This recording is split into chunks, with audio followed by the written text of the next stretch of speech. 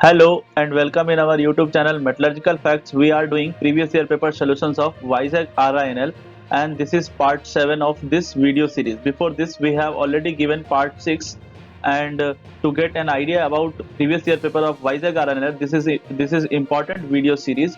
So I will request you to watch those videos in playlist of WISAC Management Trainee. The first question of this video is general expression for the potential energy U is. So there are four options that U is equals to B by R the power n minus AB by R the power m and so on. They have given four options. Okay, so we have to identify which is correct, which one is correct. So here I will tell you the potential energy of a pair of atoms and the interatomic forces between them can be shown as a function of their distance, that is separation R. Okay, so here in this formula you can say there is n, m, a and b. These four terms are constant value. Okay, and this r is basically the distances, the separation between the atoms. And so how we can represent this by correct equation. So potential energy U is equals to minus a r the power n plus b r the power m. So this is the correct answer for this question, and there is a derivation for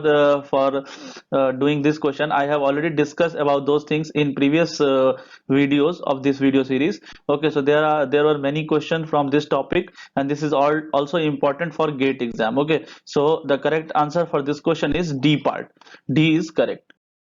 So the next question is the Meissner effect is incomplete in the reason called. So there are many reasons that this Meissner effect shows. So this Meissner effect is basically a superconducting effect. So in the superconducting state, the flux lines of magnetic field are ejected out of the superconductor. Okay, so this sometimes they can ask this question in matching type of question. So that Meissner effect is related to superconductors. Okay, so this thing we need to remember about this Meissner effect. Okay, so here they have given four options: junction region, normal region, vertex region, and all of the above. Okay, so for understanding these things, we need to draw a curve between magnetization versus magnetization and magnetic field. That is H. H is magnetic field, and M we can represent. We use for representing the magnetization. Okay, so on saturation magnetization you will get numerical in gate exam.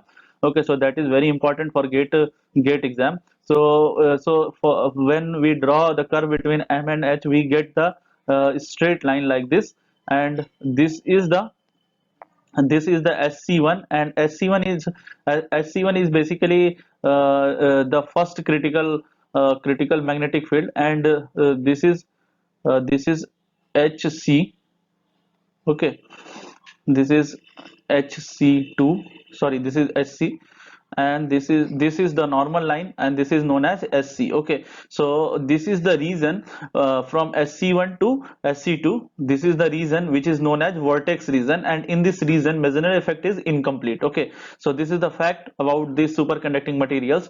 Okay, so basically we draw the curve of two superconducting material for first for the ideal case, and this is for real case. Okay, so this is the SC1, distance between the SC1 and SC2 is known as vertex region, and in this region Meissner effect is incomplete. Okay, so correct answer for this question is C part.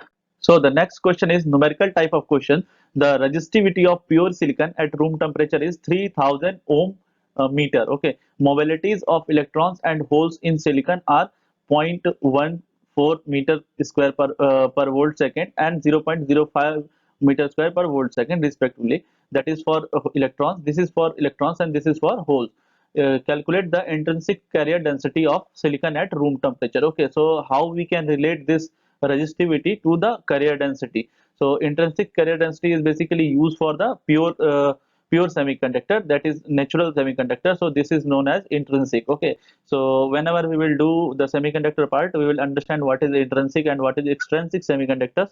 Okay, so for conductivity and carrier density, intrinsic carrier density, we can write like that: conductivity sigma is equals to uh, ne Ne multiplied by mu e and E, that is electrons charge. This mu is mobility of electron, this Ne is the carrier density of electrons. Okay, so this NH plus NH mu H, this is the general formula, and from this formula we will get the formula for intrinsic carrier density. Okay, so this is E is common, that is electrons charge, and mu h is mobility of hole, nh is charge of hole. Okay, sorry, carrier density of holes. Okay, so this sigma we can write like that. For intrinsic semiconductor, this should be known to you, that ni, we represent ni is equals to ne is equals to nh. So this ne is equals to nh for this intrinsic semiconductor. Okay, so we can write like that, ni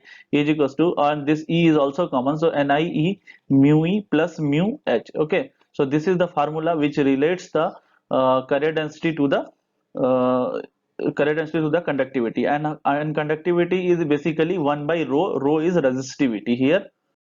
So they have given the value of resistivity. So resistivity rho is equals to 3000 ohm meter they have given, and mobilities, that is mobility of electron, that is mu e is equals to 0.14 meter square volt second. So suppose they have given in meter square, if they will give in centimeter square, we will change it into the meter square. Okay, for avoiding the silly mistakes during unit conversion. Okay, and this mu h is equals to 0.05 meter square volt second.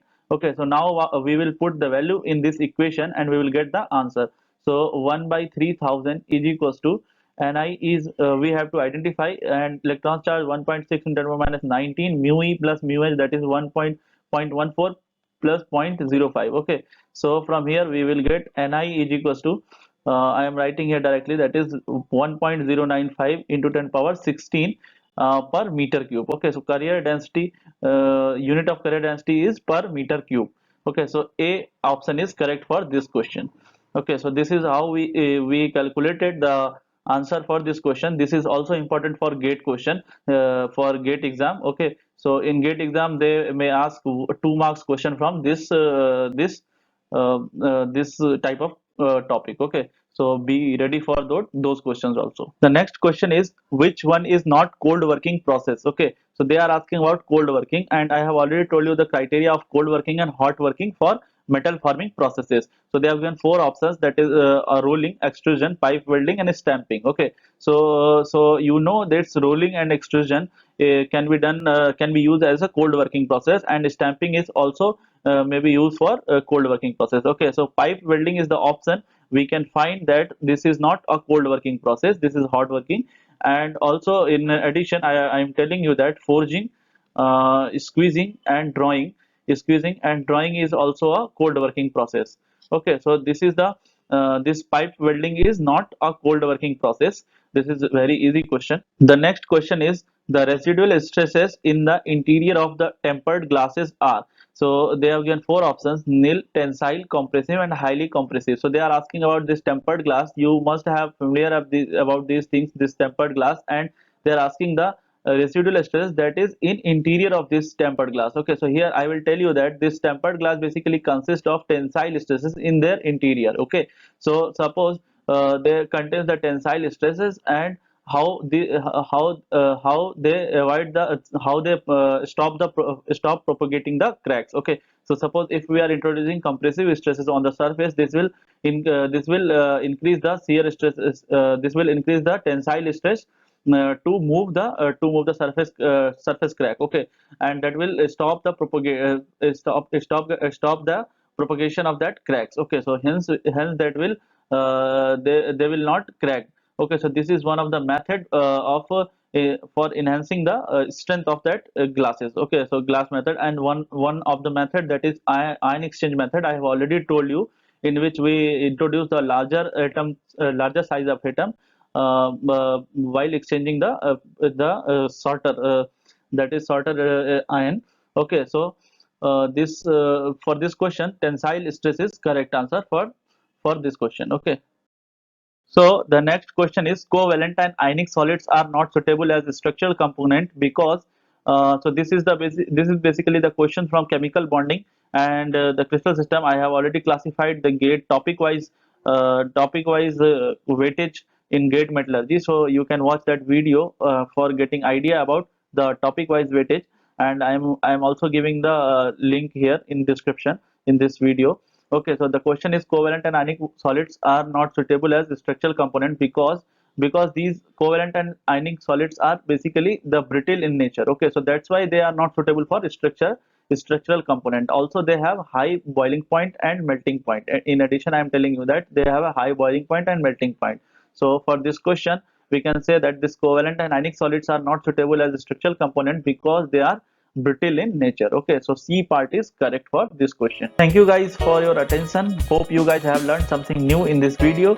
We will try to add rest of the parts as soon as possible before RINL 2020 exam, and subscribe our channel and press bell icon to get notification for upcoming videos. Thank you.